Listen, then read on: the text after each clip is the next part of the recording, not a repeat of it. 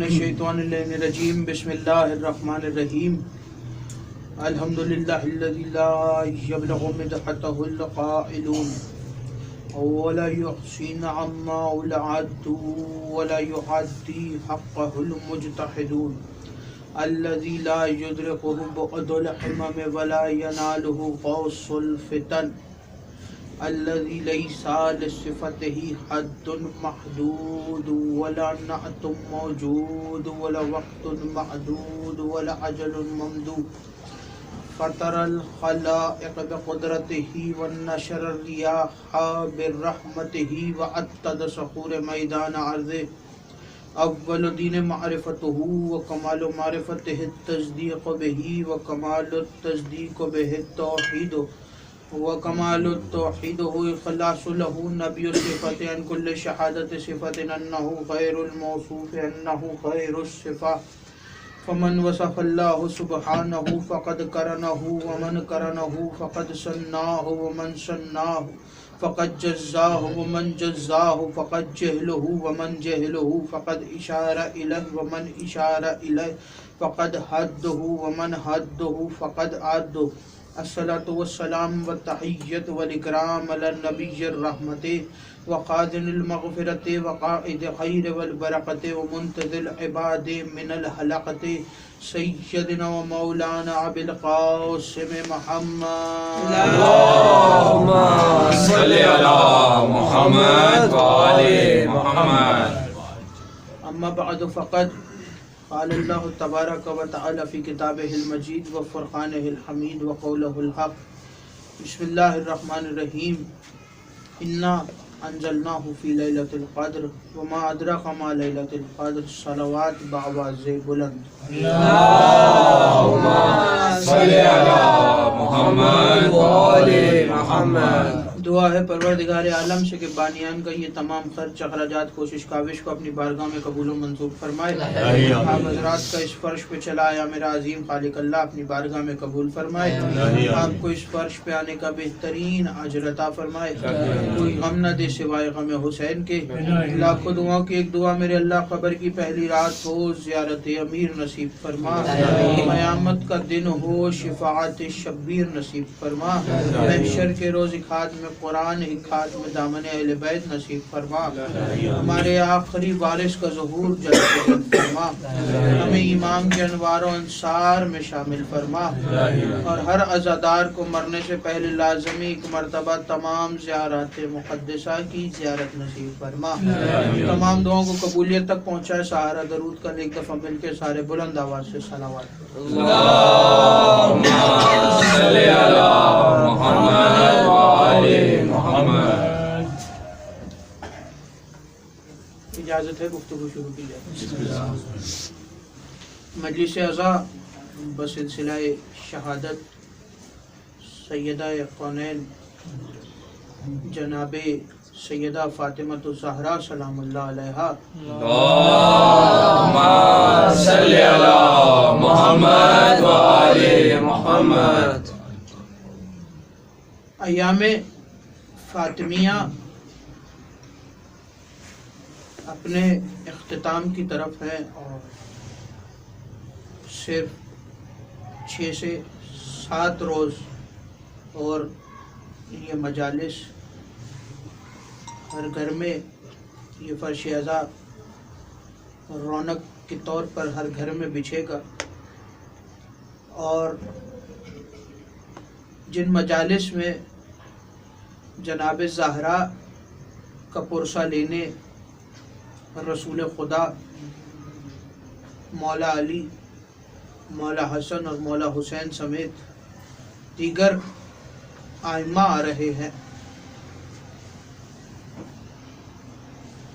اور جملہ آپ کے حوالے کروں کہ ایام فاطمیہ جو ایام عزا فاطمۃ الزہرا ہم لوگ منا رہے ہیں یہ ہم کسی روایت اور رسم کے طور پر نہیں منا رہے. توجہ رکھیے. کسی رسم اور روایت کے طور پر نہیں منا رہے کہ ہمارے آبا و اجداد نے بھی منائے تو ہم بھی ایام فاطمیہ منائیں، बल्कि अयाम फातिमिया मनाने का हुक्म हमें खुद रसूल खुदा ने दिया है। और इसलिए भी अयाम फातिमिया मनाने चाहिए कि विलायत अली के ऊपर पहली शहीदा का नाम है ज़हरा, और ये वो बीबी है कि जो हर मजलिस में जाके पुरसा लेती है। आज दुनिया ये देख रही है कि जिस बीबी को दरबार में खड़ा रखकर 4 घंटे जो बीबी दरबार में खड़ी रही और खड़ा रखने के बाद जिस बीबी को झुटला दिया गया, आज पूरी दुनिया ये देख रही है कि कौन झूठा था और कौन सच्चा है। इसलिए कि जो सच्चे हैं उनका जिक्र आज तक बाकी है। जिन्होंने सच्चों को झुटलाया उनका अब नामो निशान भी नहीं है, और कहीं अगर उनका नाम है भी तो लोग उनको बुरे ही अल्फाज में याद करते हैं और उन पर लानत करते हैं। खुदा हर दुश्मनाने अहले बैत पर अपनी लानत फरमाए। सरनामा कलाम में कुरान करीम की आयत की सूरत से 2 आयत मुसलसल आयत तिलावत करने का शरफ हासिल हुआ। सूरह मुबारका क़द्र इरशाद हुआ कि इन्ना अंज़लनाहु फ़ी लैलतुल क़द्र, और हमने इसे लैलतुल क़द्र में नाजिल किया। तवज्जो रखिएगा, बात शुरू हो गई।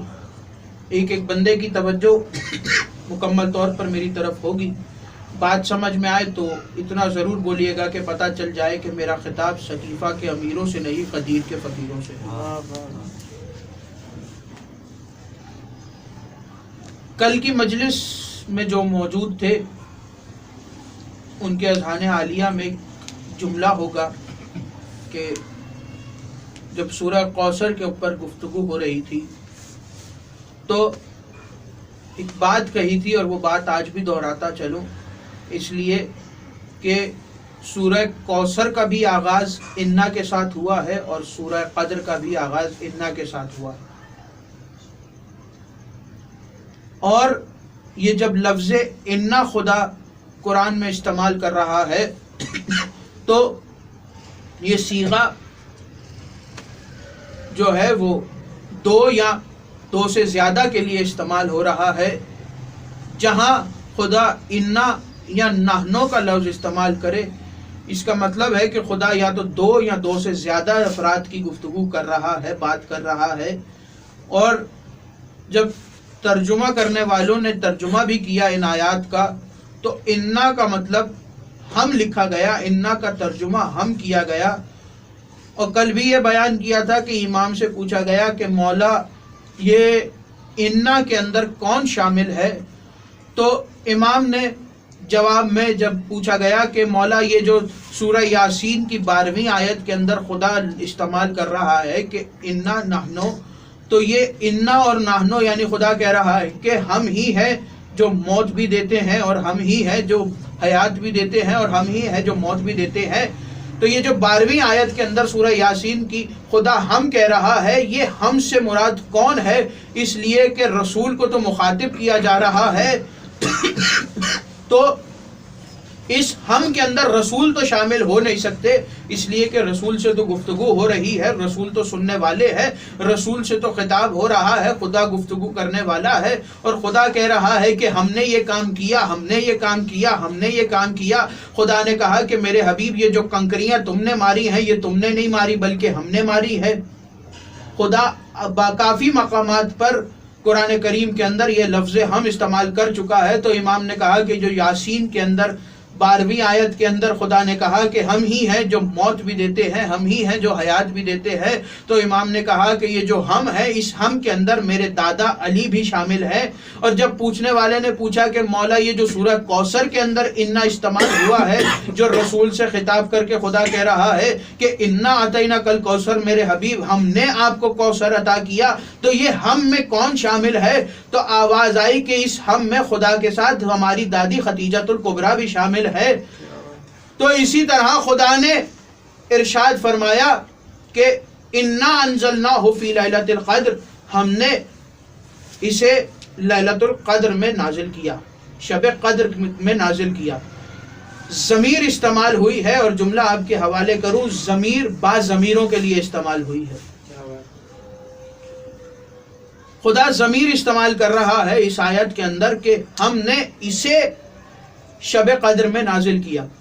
جب تفاسیر کو دیکھا گیا، اور صرف اہل بیت کی تفاسیر نہیں بلکہ تمام عالم اسلام کی تفاسیر میں جب دیکھا گیا تو تمام عالم اسلام اسی بات پر متفق ہے کہ یہ جو شب قدر کے اندر نازل ہونے والی چیز کی گفتگو ہو رہی ہے، یہ جو اس کو نازل کرنے کا خدا کہہ رہا ہے، یہ کچھ اور نہیں بلکہ قرآن ہے۔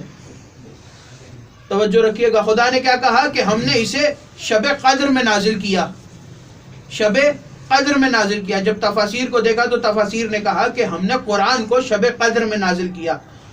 تو میں یہاں پر ایک سوال کرنا چاہتا ہوں کہ میرے اللہ، سال میں 365 دن ہیں، 365 دنوں کو چھوڑ کر پورا رمضان کا مہینہ تیرا اپنا ہے۔ تو نے کہا کہ رمضان کا مہینہ میرا ہے، رمضان کی پہلی تاریخ بھی تیری ہے، رمضان کی دوسری تاریخ بھی تیری ہے، رمضان کی تیسری تاریخ بھی تیری ہے، یہ پورا 30 دنوں کا جو مہینہ ہے یہ بھی تیرا ہے۔ تو نے پورے مہینے کو چھوڑ کے، سال کے پورے 365 دن کو چھوڑ کے یہ شب قدر کو کیوں چنا کہ شب قدر ہی کی رات تو نے اس قرآن کو نازل کیا؟ اور قرآن کو کہاں نازل کیا؟ خدا نے کہا کہ ہم نے اس قرآن کو اپنے حبیب کے دل پر نازل کیا، اپنے حبیب کے قلب پر نازل کیا۔ توجہ رکھیے گا، اپنے حبیب کے قلب پہ نازل کیا۔ قرآن سے پہلے یہاں بات روک کے ایک بات کہنا چاہتا ہوں کہ قرآن سے پہلے دیگر آسمانی صحیفے بھی آئے ہیں، جس میں توریت بھی شامل ہے، جس میں زبور بھی شامل ہے، جس میں انجیل بھی شامل ہے، اور ان صحیفوں کو خدا نے کسی بھی نبی کے دل پہ نازل نہیں کیا، بلکہ ان صحیفوں کو خدا نے لوح پر لکھنے کے بعد سیدھا سیدھا کتاب کو آسمان سے اپنے نبی کے حوالے کر دیا، اور کتاب نبی کے پاس آ گئی اور نبی نے دین پھیلا دیا۔ جب موسیٰ توریت لینے طور پر جاتے رہے، تو جب جناب موسیٰ کو توریت لینے طور پر جانا پڑا، تو محمد ایسا کیا کر رہے ہیں کہ خدا کہہ رہا ہے کہ میں محمد کے دل پر قرآن نازل کر رہا ہوں، اور محمد کو کہیں جانا بھی نہیں پڑ رہا، محمد اپنے گھر پہ بیٹھے ہیں۔ موسیٰ جیسا نبی تو طور پر جا رہا ہے توریت کو لینے، موسیٰ کو چلنے کے بعد، پہاڑ چڑھنے کے بعد اتنی دور جا کے کتاب مل رہی ہے، اور 40 روز کا قیام کیا ہے جناب موسیٰ نے طور کے اوپر، اتنی محنت کے بعد موسیٰ کو کتاب ملی ہے، اور رسول گھر میں بیٹھے ہیں، اور جبرائیل آ رہا ہے اور آیت پہ آیت بتا رہا ہے۔ کہا کیا تمہیں نہیں معلوم کہ موسیٰ اور ہے، فخر موسیٰ اور ہے؟ موسیٰ اور ہے، فخر موسیٰ اور ہے۔ یا جملے کو تبدیل کر کے آپ کے حوالے کروں، موسیٰ اور ہے، اور موسیٰ جس کے پسینے سے بنا ہے وہ اور ہے۔ بننے والا اور ہے، بنانے والا اور ہے۔ تو موسیٰ کو تو لینے جانا پڑے گی توریت کو طور کے اوپر، اس لیے کہ موسیٰ ہے، فخر موسیٰ نہیں ہے۔ رسول گھر پر ہے، اور خدا نے کہا کہ ہم نے قرآن کو اپنے حبیب کے قلب پر نازل کیا۔ اس سے پہلے کہ جتنے صحیفے آئے یہ سارے آسمان سے ایک کتابی شکل میں اترے، اور جب کتابی شکل میں اترے تو یہ صحیفے محفوظ نہیں تھے، یہ صحیفے محفوظ نہیں رہ سکے، اس لیے کہ نبیوں کے بعد یہ صحیفے لوگوں کے ہاتھوں میں لگ گئے، یہ صحیفے لوگوں کے ہاتھوں میں لگ گئے، اور جب یہ صحیفے لوگوں کے ہاتھوں میں گئے تو یہ صحیفے محفوظ نہ رہے۔ لیکن خدا نے قرآن کو محفوظ رکھنے کا وعدہ کیا ہے، اور قرآن محفوظ کیوں ہے؟ اسی لیے خدا نے کہا کہ ہم نے قرآن کو اپنے حبیب کے قلب پر نازل کیا ہے۔ جملہ حوالے کرنے جا رہا ہوں، توجہ رکھیے گا، ہم نے قرآن کو اپنے حبیب کے قلب پر نازل کیا ہے، ہم نے قرآن کو اپنے حبیب کے قلب پر نازل کیا ہے۔ دوسرے صحیفوں کو انبیاء کے ہاتھوں پر نازل کیا، قرآن کو حبیب کے قلب پر نازل کیا۔ جو انبیاء کے ہاتھوں پر آئے وہ محفوظ نہیں تھے، جو محمد کے قلب پر اترا وہ محفوظ ہے، اس لیے کہ انبیاء کے ہاتھوں تک تو لوگوں کی رسائی تھی، محمد کے قلب تک کسی کی رسائی نہیں تھی، محمد کے قلب تک کسی کی رسائی نہیں تھی۔ اس لیے قرآن آج تک محفوظ ہے۔ اور خدا نے اگلی آیت ارشاد فرمائی، میں نے کہا کہ خدا شب قدر کا ذکر تو کر رہا ہے، لیکن یہ شب قدر ہے کیا؟ کچھ شب قدر کے بارے میں بتا۔ اس لیے کہ جب میں نے لوگوں سے پوچھا اور جب شب قدر والی رات میں نے لوگوں کو دیکھا تو وہ مجھے مسجد میں ملے جنہوں نے آج تک نماز بھی نہیں پڑھی تھی، وہ مسجد میں ملے جنہوں نے آج تک روزہ بھی نہیں رکھا تھا، وہ بھی مسجد میں نظر آئے جنہوں نے ایک رکعت نماز بھی نہیں پڑھی تھی۔ جب پوچھا کہ جناب آپ مسجد میں کیا کر رہے ہیں، توجہ، آپ مسجد میں کیا کر رہے ہیں، تو کہا کہ یہ قدر والی رات ہے، قدر والی شب ہے، ہمیں مولانا نے بلایا ہے مسجد میں، اعمال کرنے آئے ہیں۔ اب وہ آئے اعمال کرنے کے لیے، جملہ یاد رکھیے گا، میں نے کہا کہ جنہوں نے آج تک 2 رکعت نماز نہیں پڑھی وہ بھی شب قدر کی رات مسجد میں موجود ہیں۔ اور جب وہ آئے تو مولانا نے پہلے اعمال کروائے، قرآن کی صورتیں پڑھوائیں، دعائیں پڑھوائیں، اس کے بعد جب یہ اعمال کروا چکے تو کہنے لگے کہ چلو توجہ، اب سارے مل کے کھڑے ہو جاؤ، اس لیے کہ 100 رکعت نماز ادا کرنی ہے۔ جنہوں نے 2 رکعت نہیں پڑھی تھی وہ شب قدر میں 100 رکعت بھی پڑھ رہے ہیں۔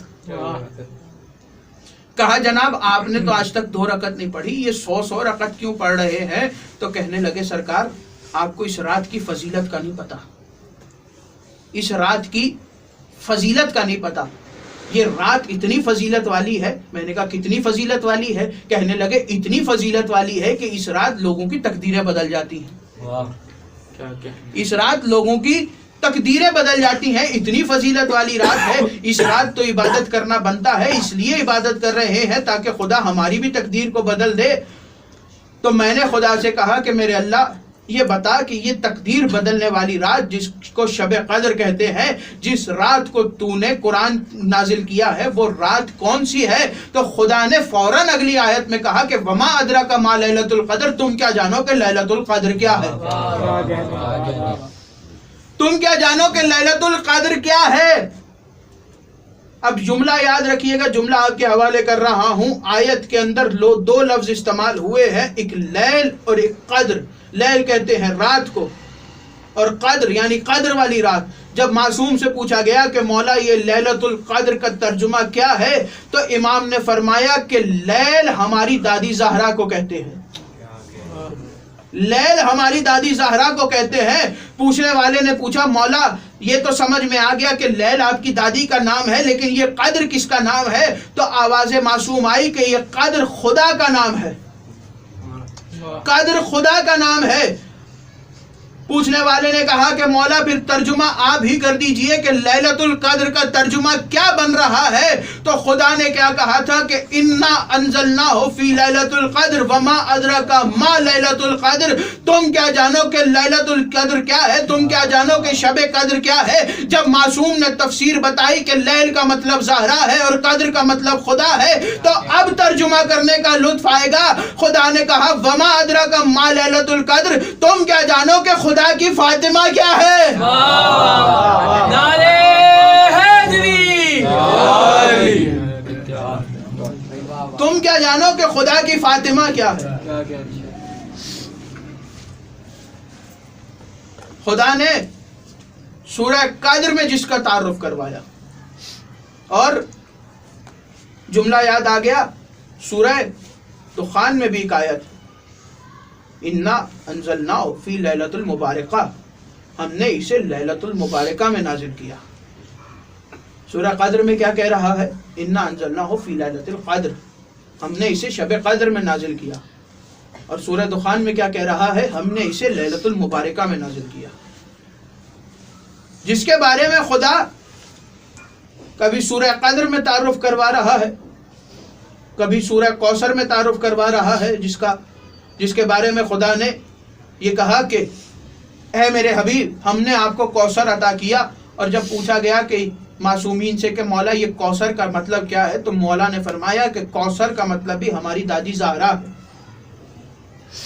کوثر کا مطلب بھی ہماری دادی زہرا ہے، اور وہ زہرا کہ جس کا تعارف خدا قرآن میں کروا رہا ہے، جس کے بارے میں رسول حدیثیں بیان کر رہے ہیں، فاطمہ تو سیدۃ النساء العالمین، فاطمہ سیدۃ النساء اہل الجنہ، اہل جنت کی عورتوں کی سردار ہے جناب سیدہ، عالمین کی عورتوں کی سردار ہے جناب سیدہ۔ خدا نے کہا، جناب رسول خدا نے کہا کہ پورے عالمین میں سے خدا نے 4 بیویوں کو مصطفیٰ کیا، کون کون سی؟ سارہ، مریم، آسیہ، مریم اور جناب خدیجہ اور جناب فاطمہ، اور آخر میں رسول نے کہا کہ فاطمہ ان 3 بیویوں سے بھی افضل ہے، فاطمہ ان 3 بیویوں سے بھی افضل ہے۔ رسول نے کہا یہ جو 3 بیویاں جن کا میں نے پہلے نام لیا، یہ تینوں بیویاں سارے عالمین سے افضل ہیں، اور یہ 3 بیویوں کے بعد جو فاطمہ کا نام لے رہا ہوں، یہ فاطمہ ان تینوں سے بھی افضل ہے، جس کے بارے میں رسول نے کہا کہ فاطمہ تو بضعۃ منی، فاطمہ میرے جسم کا حصہ ہے، میرے جسم کا ٹکڑا ہے، اور جس کے بارے میں خدا نے حدیث کسا میں تعارف اس خاندان کا جس کے نام سے کروایا، کہ جب پوچھنے والے نے سوال پوچھا کہ یا رب ومن تحت الکسا، اے میرے اللہ چادر کے تلے کون ہے، تو خدا کی آواز آئی کہ ہم اہل بیت النبوہ و مادن الرسالہ، ہم فاطمہ تو و ابوہا و بالوہا و بنوہا، یہ فاطمہ ہے، یہ فاطمہ کے بابا ہے، یہ فاطمہ کے شوہر ہے، اور یہ فاطمہ کے بچے ہیں، جس کا تعارف خدا بار بار کروا رہا ہے، نبی بار بار کروا رہا ہے۔ اور بات یاد آ گئی، یہ بات کرتے ہوئے مصائب کی جانب بڑھوں کہ جب تاریخ نے دیکھا کہ جناب سلمان اس دہلیز پر بیٹھتے تھے، تو لوگوں نے اعتراض کرنا شروع کیا جناب سلمان پہ۔ ایک شخص آ کے کہنے لگا کہ سلمان ملتا کیا ہے تمہیں اس دہلیز سے؟ جناب سلمان جو کہ دہلیز پر بیٹھ کر اپنی عبادت میں مصروف تھے، اس کی طرف دیکھ کے کہنے لگے کہ میری سدرۃ المنتہا ہے، توجہ رکھیے گا، میری سدرۃ المنتہا ہے۔ اس نے کہا سلمان تمہارا دماغ خراب ہو گیا ہے، یا بوڑھے ہونے کی وجہ سے ایسی باتیں کر رہے ہو؟ سدرۃ المنتہا تو اس مقام کو کہتے ہیں کہ جہاں رسول شب معراج جب گئے تھے تو ایک مقام وہ آیا تھا کہ جب رسول بھی رک گئے تھے اور جبرائیل بھی رک گیا تھا، اور اس مقام پر رکنے کے بعد جبرائیل نے کہا تھا کہ یا رسول اللہ اس مقام سے آگے میں نہیں جا سکتا، اس لیے کہ اگر میں اس مقام سے آگے گیا تو میرے دونوں پر جل جائیں گے۔ جناب سلمان نے کہا تمہاری سدرہ وہ ہے جہاں جبرائیل جیسا فرشتہ رک جائے، اور میری سدرہ وہ ہے جہاں محمد جیسا نبی رک کے سلام کرے۔ میری سدرہ وہ ہے جہاں محمد جیسا نبی رک کے سلام کرے۔ دوڑا اور دوڑ کے رسول کی بارگاہ میں حاضر ہو، آگے کہنے لگا یا رسول اللہ سلمان بوڑھا ہونے کی وجہ سے دیر سے نہیں آتا، بلکہ سلمان اس لیے دیر سے آتا ہے کہ جب آذان ہوتی ہے تو سلمان پہلے دہلیز سیدہ پہ جاتا ہے۔ جملہ آپ کے حوالے کر رہا ہوں، سلمان پہلے دہلیز سیدہ پہ جاتا ہے، پھر مسجد میں نماز کے لیے آتا ہے۔ رسول نے کہا سلمان کو بلایا جائے، جب سلمان کو بلایا اور رسول نے کہا کہ سلمان یہ بتاؤ کہ جب آذان ہوتی ہے تو مسجد کی طرف بلایا جاتا ہے، تم مسجد میں کیوں نہیں آتے، تم زہرا کی دہلیز پہ کیوں جاتے ہو؟ تو جناب سلمان نے دونوں ہاتھوں کو جوڑا اور دونوں ہاتھوں کو جوڑ کے توجہ، جناب سلمان نے دونوں ہاتھوں کو جوڑ کے کہا کہ یا رسول اللہ میں آپ کے ان پیارے پیارے سے صحابہ کو سمجھانا چاہ رہا ہوں کہ جب تک گھر میں بطول راضی نہ ہو تب تک مسجد میں اللہ راضی نہیں ہوتا۔ جب تک گھر میں بطول راضی نہ ہو تب تک مسجد میں اللہ راضی نہیں ہوتا۔ ذرا سوچنا اس بات کو کہ ان لوگوں سے خدا کیسے راضی ہوگا کہ جنہوں نے 4 گھنٹے رسول کی بیٹی کو کھڑا رکھا۔ ہاں عزادارو، ایام فاطمیہ اپنے اختتام پر ہے۔ جی بھر کے گریہ کرنا، جی بھر کے پرسہ دینا، खुदा किसी गम में न रुलाए सिवाय गम हुसैन के। जनाब ज़हरा अपने कब्र मुबारक की ज़ियारत नसीब फरमाए और खुदा हमें वो दिन भी देखना नसीब फरमाए कि जब वारिसे कब्र बतूल आए और आके अपनी दादी का रोज़ा तामीर करवाए। हाँ अज़ादारो, वो बीबी कि जिसको जिंदगी में भी सताया गया और जिंदगी के बाद भी सताया जा रहा है, जिसकी कब्र पर साया भी न रहने दिया। वो ज़हरा कि जिसकी कब्र पर लोगों को रोने नहीं दिया जाता, आज भी उस कब्र पर पहरा लगा। कोई जाकर अगर गिरिया करना चाहे तो उसे कब्रिस्तान से भगा दिया जाता है, लेकिन ज़हरा की कब्र पे गिरिया नहीं करने दिया जाता। रावी कहता है मौला अली ने 40 निशान बनाए कब्र ज़हरा के।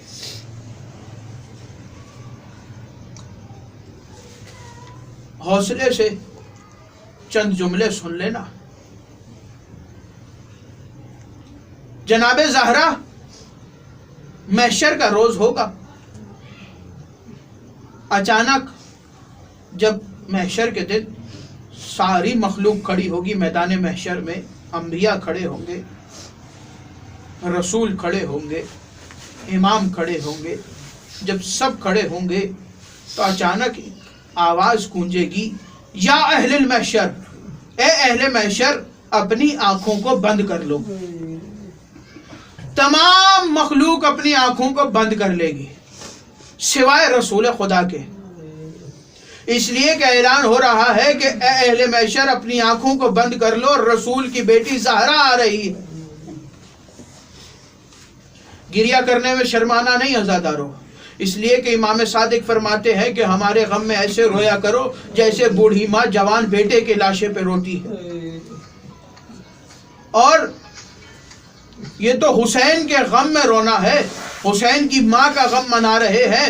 कौन हुसैन कि जिसका ये जुमला मशहूर है कि मौला हुसैन ने खुद कहा कि मैं वो हूं जिसको रुला रुला के मारा गया। जिनके मौला को रुला रुला के मारा गया। अज़ादारो, रोने में शर्माना नहीं कभी। ऐलान होगा, आंखें बंद कर लो, रसूल की बेटी आ रही है। सब आंखें बंद कर लेंगे सिवाय रसूल के।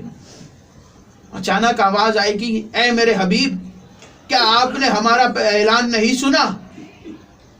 आवाज आएगी, मेरे अल्लाह, आने वाली कोई और नहीं बल्कि मेरी बेटी है। और बाप का बेटी से कैसा पर्दा, आने वाली मेरी बेटी है। आवाज कुदरत आएगी, मेरे हबीब, आज ज़हरा मैदान महशर में उस हाल में आ रही है कि आप भी बर्दाश्त नहीं कर सकेंगे। आंखें बंद कर लीजिए। उलमा कहते हैं कि रसूल अपनी आंखों को बंद कर लेंगे। जब रसूल अपनी आंखों को बंद करेंगे तो अचानक एक काले बुरके वाली बीबी, जिसके एक हाथ में मौला अली का कटा हुआ मामा, उसी हाथ में मौला हसन का जहर आलूद कुर्ता होगा, दूसरे हाथ में हुसैन का फटा हुआ कुर्ता, और उसी हाथ से एक 4 बरस की बच्ची का हाथ पकड़े वो बीबी महशर के मैदान में आएगी और आकर आवाज देगी, मेरे अल्लाह, मैं 2 सवाल करने आई हूँ, मुझे इन सवालों के जवाब चाहिए। आवाज आएगी, ज़हरा, एक एक करके सवाल कीजिएगा, इसलिए कि ऐसा ना हो कि आप दोनों सवाल साथ कर दें और कहीं मेरा अर्श जमीन पर गिर जाए। आप एक सवाल कीजिएगा, हम अर्श को संभालेंगे, फिर दूसरा सवाल कीजिएगा। आवाज़ कुदरत आएगी, ज़हरा पहला सवाल कीजिए। सैयदा की आवाज़ आएगी, मेरे अल्लाह, यहाँ सारी मखलूक खड़ी है तेरी, मेरे अल्लाह, सिर्फ शिमर से इतना पूछ के बता दे कि इस 4 बरस की बच्ची का कसूर क्या था। इसने जितना चाहा उतना मारा, करबला से लेके शाम तक मारता रहा। इसीलिए तो इमाम ज़माना ने कहा ना ज़ियारत नाहिया में कि मेरा सलाम हो उस बच्ची पर कि जिसके रुखसारों का रंग करबला से लेके शाम तक तब्दील होता रहा। ہاں آزادارو، جناب زہرا دوسرا سوال کریں گی. جب پہلا سوال کر چکیں گی تو اس کے بعد جناب زہرا دوسرا سوال کریں گی. اور دوسرا سوال سنو گے، جناب زہرا کی آواز آئے گی، میرے اللہ کس ماں کا اتنی ہمت ہے کہ ماں اپنے بیٹے کے قاتل سے بات کرے؟ میرے اللہ یہاں میرے بیٹے کا قاتل شمر موجود ہے. میرے اللہ میں سوال تجھ سے کروں گی، جواب تو اس سے لے کر دے. میرے اللہ میرا سوال یہ ہے کہ اس سے پوچھ کیا اس کا خنجر تیز تھا یا کند تھا؟ میرے اللہ میں اپنے حسین کے قتل کی چشمدید گواہ ہوں، اس کا خنجر کند نہیں تھا بلکہ اس کا خنجر تیز تھا. یہ ضربے چلاتا میں کبھی اپنا دایاں ہاتھ رکھ دیتی، یہ ضرب چلاتا میں کبھی بایاں ہاتھ رکھ دیتی. میرے اللہ یہ میرے ہاتھوں پہ ضربوں کے نشان. خدا کسی غم میں نہ رلائے سوائے غم حسین کے. بس 2 جملے سن لینا آزادارو. جناب امیر المومنین غسل دے چکے جناب زہرا کو. جب غسل ہو گیا، کفن ہو گیا، جنازہ تیار ہوا. جنازہ تیار ہو کے جب جنازے کو صحن میں رکھا گیا تو مولا علی کی آواز آئی کہ بچوں آؤ اور آگے اپنی ماں سے آخری ودا کر لو. جناب زینب آگے بڑھی، جناب ام کلثوم آگے بڑھی، مولا حسن آگے بڑھے اور تینوں بچے ماں کے جنازے سے لپٹ گئے اور لپٹ کر ماں کے جنازے سے رونے لگے، ماں سے ودا کرنے لگے. لیکن مولا علی نے اچانک ایک جانب دیکھا تو حسین کچھ قدم کے فاصلے پر کھڑے رو رہے تھے. کہا حسین آؤ آگے اور آ کے اماں سے ودا کر لو. مولا حسین کی آواز آئی، بابا آج اماں جب تک ویسے نہیں بلائیں گی جیسے بلایا کرتی تھی میں حسین تب تک آگے نہیں آؤں گا. تاریخ کہتی ہے کہ جیسے ہی جناب زہرا نے یہ سنا اچانک کفن کے بندے ہوئے بند ٹوٹے، 2 ہاتھ برآمد ہوئے، آواز آئی آجا میرے لال حسین، آگے ماں کے گلے سے لگ جا. حسین دوڑے اور ماں کے گلے سے لپٹے. ماں اور بیٹے نے گریا شروع کیا. آواز خدا آئی، یا علی حسین کو زہرا سے الگ کیجئے اس لیے کہ ملائکہ نے تسبیح چھوڑ دی ہے. ایسا نہ ہو کہ میرا عرش زمین پر آ جائے. اللہ لعنت اللہ علی قوم الظالمین.